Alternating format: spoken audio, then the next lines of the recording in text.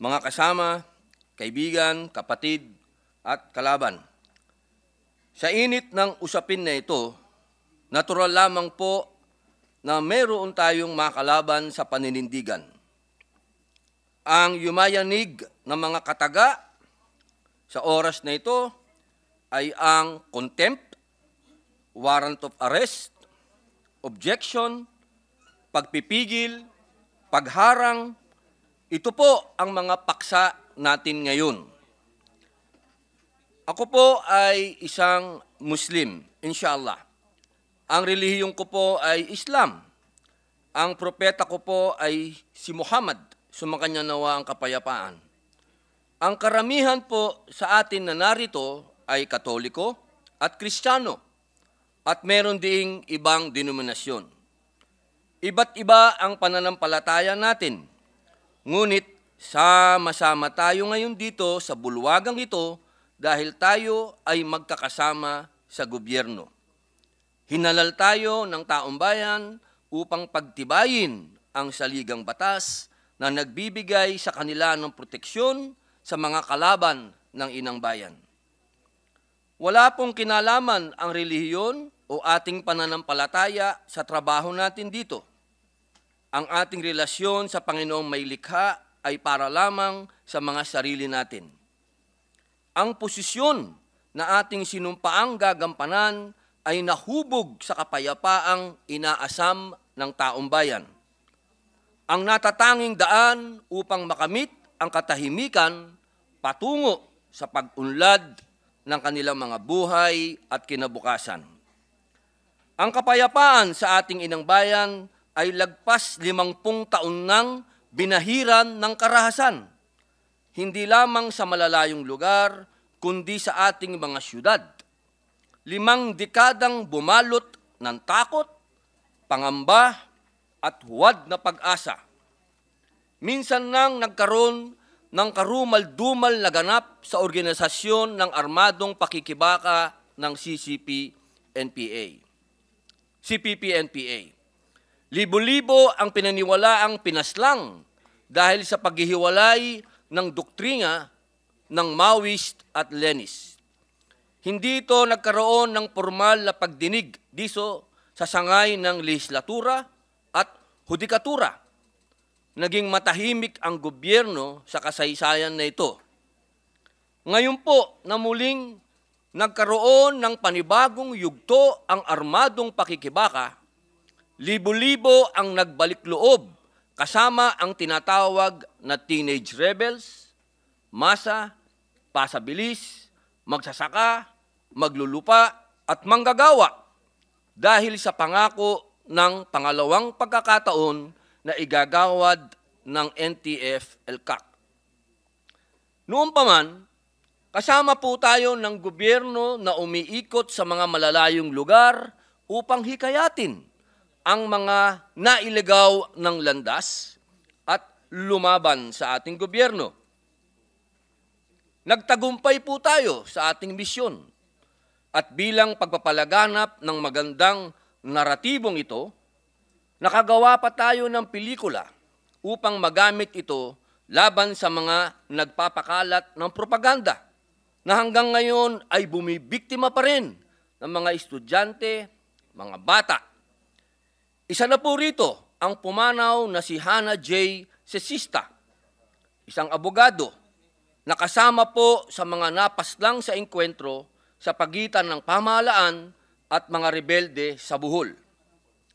Itinampok po natin sa pelikulang pinamagatang Memoirs of a Teenage Rebel, sina Ivy Lynn Corpin at Ira, anak ng isang commander, mga kababaihang naging biktima ng pangmumolestya, pang-aabuso, panghahalay ng kanilang mga kasamahan sa kanilang organisasyon.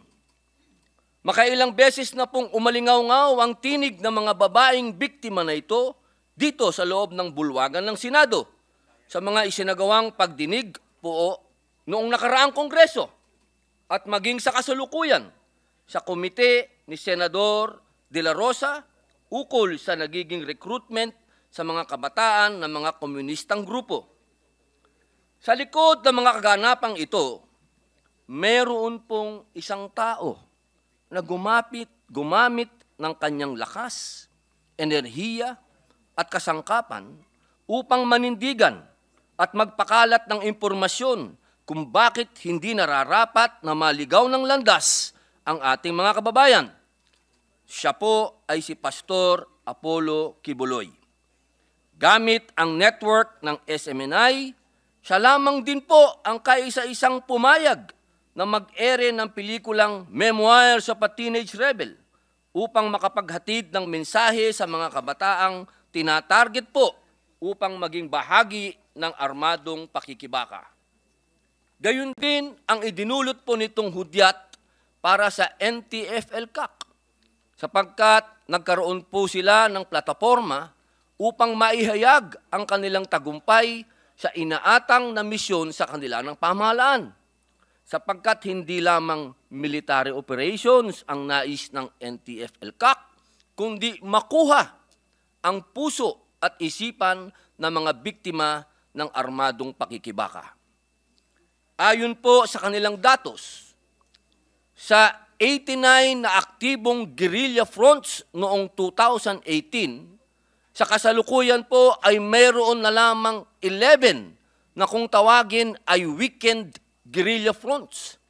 Ang ibig pong sabihin, hindi na po sumusuporta dito ang mga dati nilang mga ground mass bases.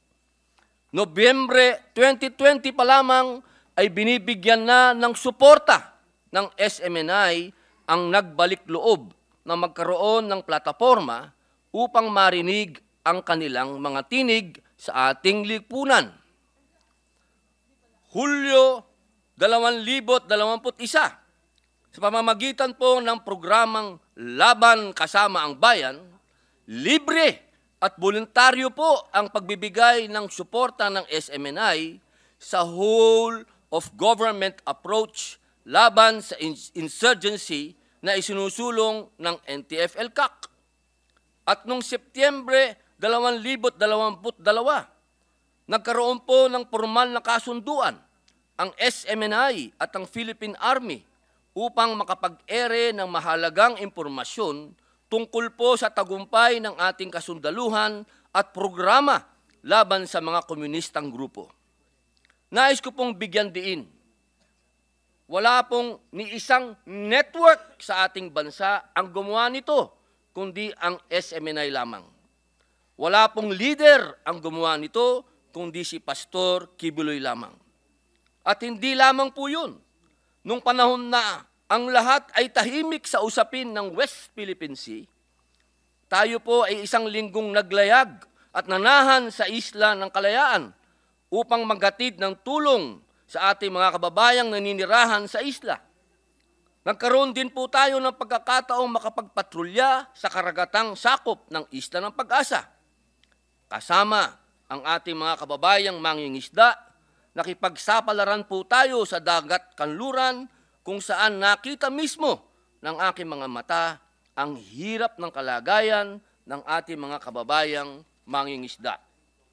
Tinawag ko po ang dokumentaryong ito na Isang Linggong Pag-ibig na aking inialok upang maiere sa mainstream media maging sa mga government networks.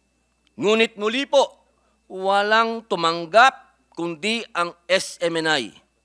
Wala pong tumanggap kundi si Pastor Kibuloy, sapagkat siya po'y naniniwala na dapat mabigyan ng pangarangal ang mga mangingisdang Pilipino sa kanilang sakripisyo sa dagat kanluran.